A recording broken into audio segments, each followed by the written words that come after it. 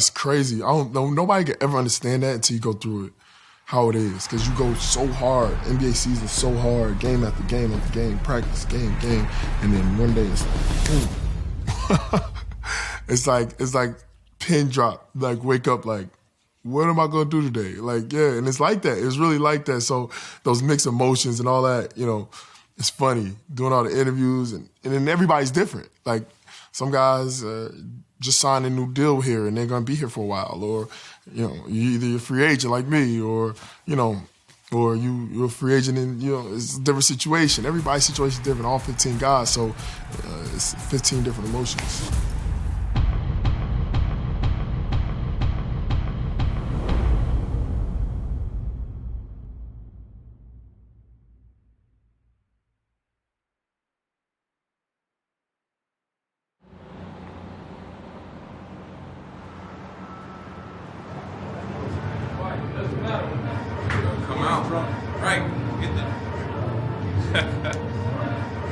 We on national TV, dog. Everybody got family watching. We not going out on the Celtics, dog. We not going this whole summer feeling like this was for nothing. Let's go out this fight. I don't give who in the game. We gonna go out there. We all got 6 fouls. We all gonna go out there and bang, dog. We together. At the end of the day, it's a representation of all of us. So let's go out this and fight. Word up. Yep. Come on. 1 on 3. 1, 2, 3. Win. Let's go. Fighting for your life. I mean, that's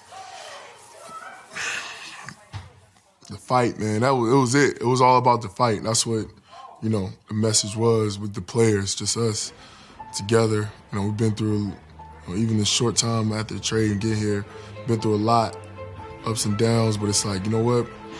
We're going to fight. Home court, all the fans. They got it all. We let it all hang out. DeMar, jumper, rattles around and in. Raptors have cut it to 4, putting up a fight. Definitely went out, that last game in Game 4 to, show what we're about. That we have pride and that we have fight, and that we weren't just going to lay down. The media was saying a lot, still saying a lot, still trying to get, a sound bite to make it seem like we're going to give up and, just try to add like a little fuel to the fire for Cleveland. But, we all went out there and said we had nothing to lose. We got to go out there and play, got to go out there and fight. And I think we did that and gave ourselves a really good chance, to extend it to a Game 5. Irving has the last 9. Joseph guards him. Here comes the help. High off the window, the last 11 and a timeout. And the Toronto Raptors down by 8. And it's an 11-2 run by the Cavaliers. It was like happening slowly. You kind of could just be in a trance a little bit, especially on the bench, because there's nothing you can do about it. You just kind of standing and watching as it's happening. And we fought so hard to get in that position to have a chance to win. And then, they do what champions do. James connects. But I tell you, he was smelling that. He's like, I'm sending these guys home and we're sweeping. That's what the great ones do. They pretty much just ended our season in that little run. So it was like a punch to the stomach and reality hit that the season was over. LeBron James and the Cleveland Cavaliers will advance to the Eastern Conference Finals by sweeping the Indiana Pacers and the Toronto Raptors. The final 109 to 102. It was tough. That series was obviously tough. We in one game. I've never been in a series that I haven't won, lost, and it's been, before Game 6 even. So, it was tough for me. They were, we gotta give, hats off to them. They were very, very consistent. You start to put everything in perspective. You start thinking, this is my last time with these guys, for a while. Being together with somebody, every day for the past 8 months, doing every single thing together, just to, be away from that feeling start to sink in, and it sucks. It's an uneasing feeling. You fight the whole year with a group of guys that you become brothers with, you become bigger than basketball with, and you watch the younger rookies grow, you watch the old veterans kind of, find ways to stay young. You just, it's not a good time. It's not a good feeling because you never know when you're going to be able to have an opportunity to be around a group of guys like that again. It's always funny, man. 11 years, it don't never get any easier. It's always tough because it's not going to be the exact same team. It never is.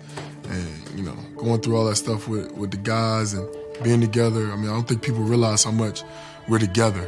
Like it's more than family because you're together more than your family, So, having that routine every day for 7 months, it's tough. Once it finally hits you that it's over, it's always mixed emotions because, you've grown in love for the fellas and in that locker room, so it's always tough. But we got a bunch of good guys and, got a lot of good memories, so it was good. Bye, Uncle Jim. Say bye-bye. Bye-bye. See you in a couple months.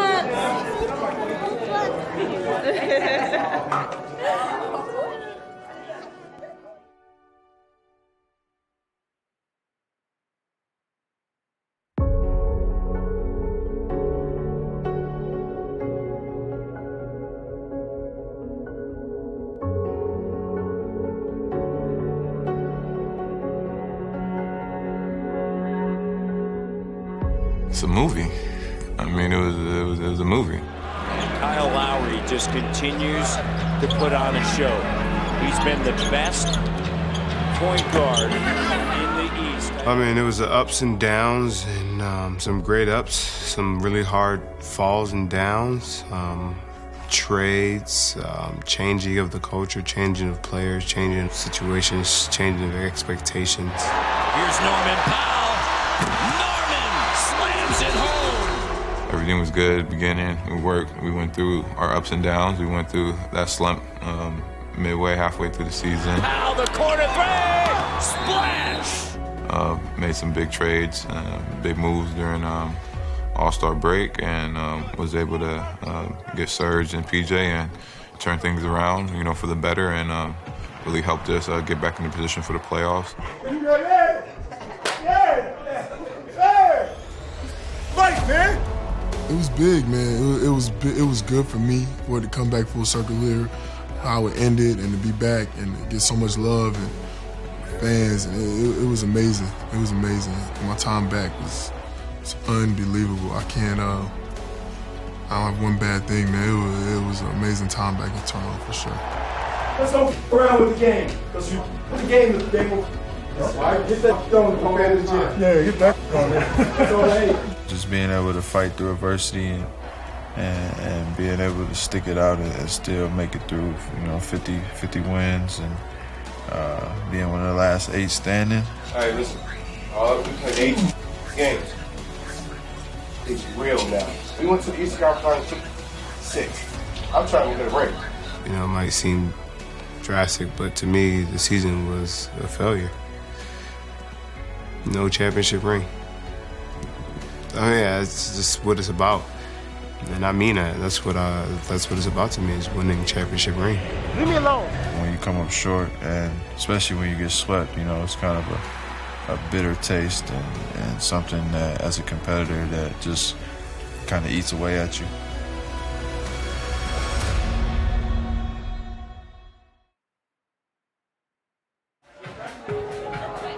Yeah, Rook life, man. Can't wait till it's over for sure. But no, it was good, man. I'm glad I had those guys to go through it with, and I think it would have sucked on your own being the only rookie. So to have those 2 guys, and obviously, there's kind of like a ranking order with us 3, with Jakob being the one that gets probably the most flack because he was picked top 10 and all the way down to me. Our offense, I was out there in my freshman year, play defense and get offensive rebounds and play pick and roll. There wasn't no post. I mean, it's great, man. I think in the beginning you come in, you meet as new people, you meet people, and it's always hard.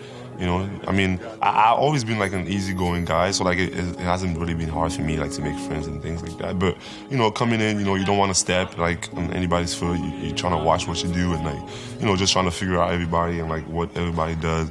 But, you know, I think it was great, man, having those two, you know, Fred and Jakob, you know, great people. I mean, like, I feel like I always have the time of my life when I'm with them. 90 Luftballons auf ihrem Weg zum Horizont hielt man für UFOs maximal. Darum schickt ein General. Na, na, na, na. I don't know anymore. That's all I got. There's always going to be that something. Like, we shared a rookie season. Like, I think not many guys like have two guys on a team like that they can share their rookie experience with, and like that are always around. Like, if you think about it, like, of course, like, all three of us like played some D-League, but like for the most part, all three of us were always here and like together and like doing this together basically. Those three, you know, have grown with me as brothers this year, and it's been really fun to have someone that's going through the same things as you as a rookie, and that, you know, you can also count on off the court as well. It's great to have, you know, guys like that you don't know, and you just come in and you know, you probably become friends for the rest of your life, man. It's something, and that's something about the NBA, you know, the brotherhood and having these guys that you spend time with every day. Is like your family, basically. Like, gotten to know them so much better. Like, I want to say Pascal's almost like my best friend on his team, so I think a lot of that comes from just sharing the experiences together.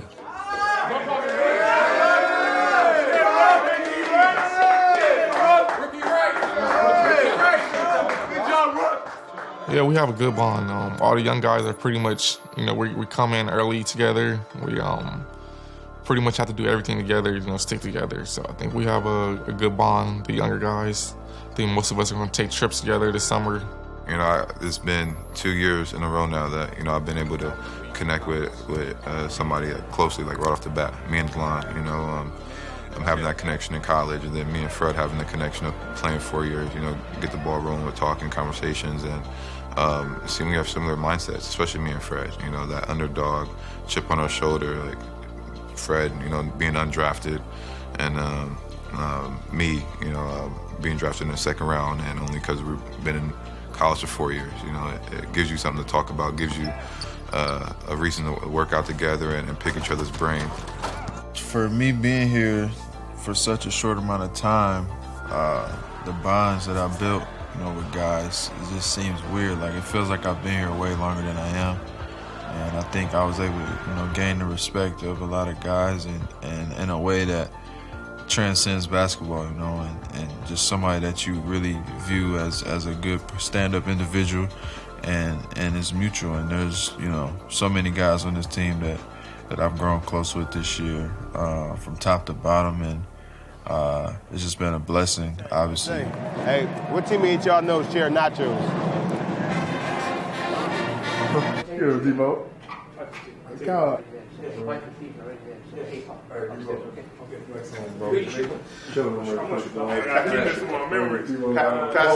Pastor Tucker and Morpheus. You said it, it's beyond basketball. You know, basketball can end, you know, tomorrow. You know, it'd be the same type of camaraderie, the same type of, you know, friendship, you know, that bond that you can't find, you know. So that's the unique thing about it. It's family. It's nothing. If he's the closest thing to, if you could say blood. He's not my blood, but he's the closest thing to having a blood brother. I have my real brother at home, and DeMar's closest. He's very close to being my blood brother. It's crazy, you know, when you going to work, competing every single day against another group of guys that automatically put you in the element of a bond that can never be replaced. From experience, the good to the bad, the winning, the losing, the success, the smiles, the frowns, the injuries, you know, every little thing, you know, comes together. I mean, it's something that you'll have these, you know, relationships forever, even after you play. And, you know, it's very, very special. Never take it for granted, because, you know, a lot of guys come, a lot of guys go. And while I'm here, I just like to enjoy it and take it, you know, one day at a time. It's incredible. I mean, what we have on this team, I mean, especially my last 2 years with my teammates, you know, still being able to see guys in the league, you know, that went somewhere else, and the new guys we have now, you know, it's a family atmosphere. You know, since day one, Pat embraced me, DeMar embraced me, Kyle embraced me, even Serge and PJ coming here, you know, they embraced me and helping me, and it's a great feeling knowing that you have guys like that, you know, in this league, and no matter what happens, wherever they go, whatever happens in the off season, you know, you can still, you know, pick up the phone and call them and talk to them, send a text, and they'll be there for you and help you the best way possible. You know, they're my big brothers, you know, and it's great to have guys like that who, you know, will protect you and have your back and help you out with anything.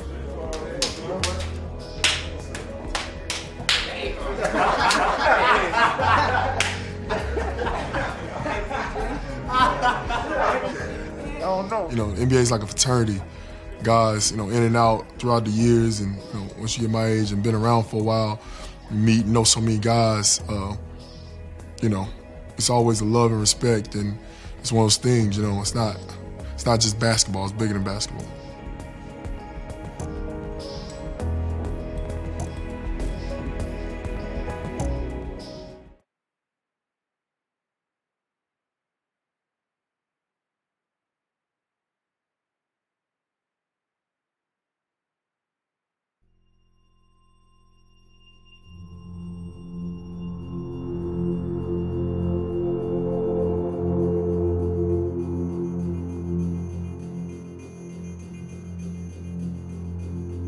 Honestly, I don't know. I don't know what's going to happen in the offseason with the team. We got so many free agents, so many moving pieces. But with the core of the young guys, you know, I think we're definitely going to be ready to take that next step. You know, with Pascal getting the experience that he got starting the beginning of the season, Yacht coming in and filling some roles for JV and Serge in the season, and DeLon, you know, being able to have a full summer to actually like work out, get better, and improve his game coming off of his shoulder injury. And me myself, you know, with all the experience that I've accumulated over the season and in my 2 years here, and being able to talk to DeMar and be in the playoffs and start and be a big role for the team in big moments.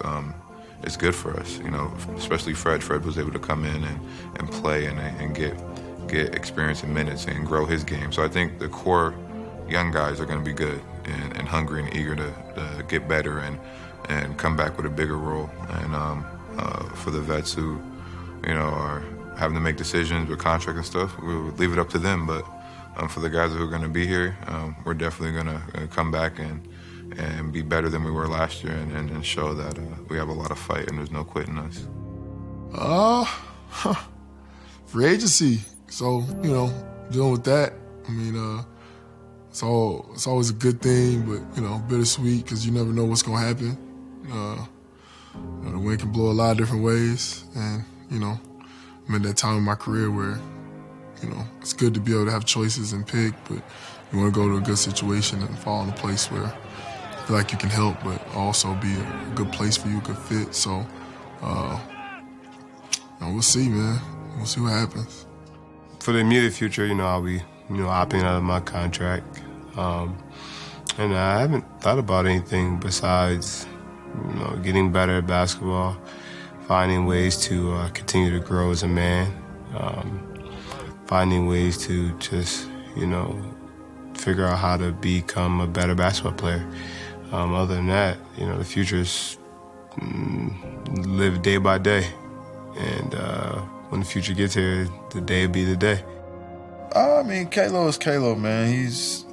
If anybody's earned it, he's earned it, and that's what free agency is about: is earning the right to have freedom and to get the best offer for you. So I'm happy for him either way. Obviously, we want him back, and he was so instrumental for me this year, helping me along on and off the court. So obviously, I want him back for sure. But, you know, at the end of the day, it's business, and if he gets a crazy offer somewhere or, you know, something that makes sense for him and his family, then, hey, so be it. You know, we'll never take that personal. I won't, at least. We'll see what happens. It'll be an interesting summer for sure. We'll see where he ends up. If he doesn't want to, you know, get his ass bust by me next year, then he should probably come back. And the three is good. Just a kid from North Philly, and he's fouled. Yeah, the dynamic of, just how much the league has changed since, he signed his last contract, it's incredible. One thing I say to him, be nothing, just be myself. I never said nothing to him before about it. He called me, asked for my opinion or my honest, suggestion or something. I give it to him then. But other than that, I let him go through everything he go through, as a man for himself and his family. And I'm happy for him, whatever you do.